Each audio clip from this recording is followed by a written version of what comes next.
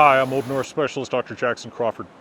I teach at the University of Colorado. I also make many videos on YouTube and Vimeo devoted to the subjects of my academic specialty, namely Norse language and myth, and the history of the Germanic languages, which include Norse and English more broadly. Today, in my Patreon-supported series of videos, I'd like to talk about a fairly simple question that I'm asked pretty often, or that I see generate confusion pretty often, which is what the eth ending is doing in Older English.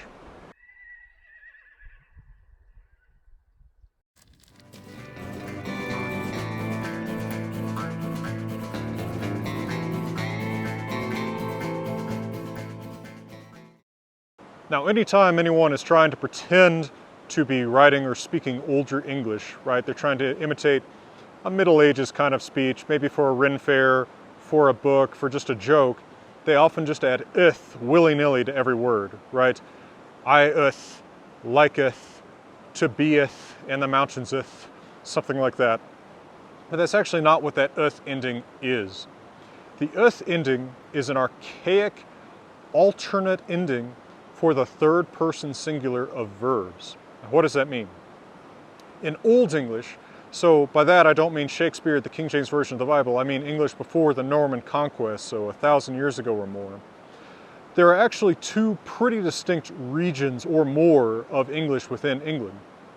In the north, you see the S ending for the third person singular, which is actually what we get our current ending from. So today when you say he walks, she gardens, it ponders, those S's are from the old Northern English ending. Whereas in the South, it was an th ending. So instead you had he walketh, she gardeneth, it pondereth. Now, early on in the history of English, it's that Southern English that's more prestigious. That's true in the Old English period and even into the very early modern English period, which is why in a writer like Shakespeare or in the King James Version of the Bible, you see the th instead of the s. But it's not long after the publication of the King James Version of the Bible that migration between different areas of England becomes more common, and eventually the northern S ending comes to dominate even in the South, till today when it's completely displaced the eth ending in every significant dialect of English. So, historically speaking, it's interesting to note that that th is the same as the t ending that you see in the third person singular verbs in German. So if we look at an Old English poem like Deor, where we have the miserable poet who's the subject of the poem sitting, thinking, and wending his way, so we read that he sitteth, thinketh, and wendeth. In modern German, of course, that would be sitzt, denkt, and wendet. The same verb roots, with some sound changes because English and German have gone different ways, but it's that T in German that's actually cognate with the eth ending in Old English, meaning they come from the same ancestor ending in Proto-Germanic, the ancestor language of both. The S ending in Northern England, that is, of course, the ending that we still use today, is actually cognate not with the German ending T, but with the Norse ending, which originally is a Z.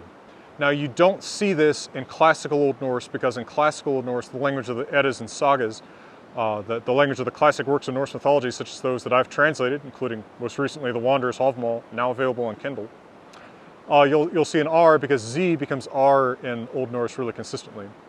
So where you have in Old English sitteth, thinketh, wendeth, in Old Norse it would be sitter, thicker, vendir, from an earlier stage when those were sitties, probably thunkis, and wendis, with that Z ending being cognate with modern English, sits, thinks, wins.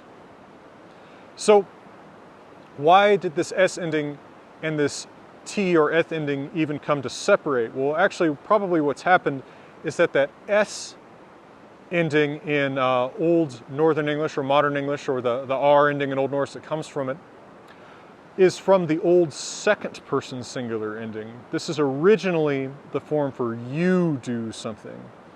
In German, you can still see the S there because you have the ST ending, and of course you see that in Old English too, right? Bindest, Old English bindest. Older English bindest. Whereas that T ending that you see in German or in Southern English probably is the original third person singular. That's what you see in Gothic, for example, where that ending is a TH sound, th.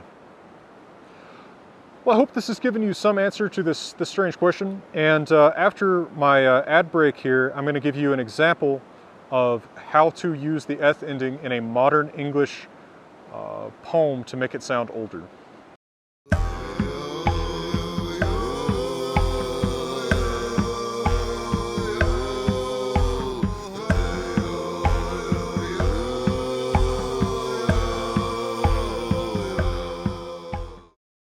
All right, here's my example of a modern English poem. This is a selection from a poem called Apology for Bad Dreams by Robinson Jeffers. I'm going to read it in his English from the probably 1920s, although it's very modern sounding first, and then I'm going to change all the third person singular S's into Eths to see if it makes it sound like something truly much older. He brays humanity in a mortar to bring the savor from the bruised root. A man having bad dreams, who invents victims, is only the ape of that god. He washes it out with tears and many waters, calcines it with fire in the red crucible, deforms it, makes it horrible to itself. The spirit flies out and stands naked. He sees the spirit. He takes it in the naked ecstasy. It breaks in his hand. The atom is broken. The power that massed it cries to the power that moved the stars. That's 20th or 21st century English. Now, if I change that third person singular ending S to the historical Southern English ending eth, see if this sounds like Shakespeare now. He brayeth humanity in a mortar to bring the savor from the bruised root. A man having bad dreams, who inventeth victims, is only the ape of that god. He washeth it out with tears and many waters, calcineth it with fire in the red crucible, deformeth it, maketh it horrible to itself.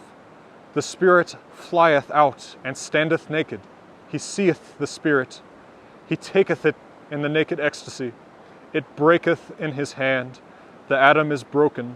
The power that massed it crieth to the power that moved the stars. So there you have it.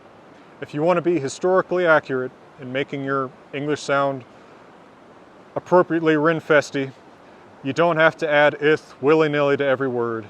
You substitute it for the S ending on present tense verbs. All right, well, for now, from beautiful Wyoming, let me wish you all the best.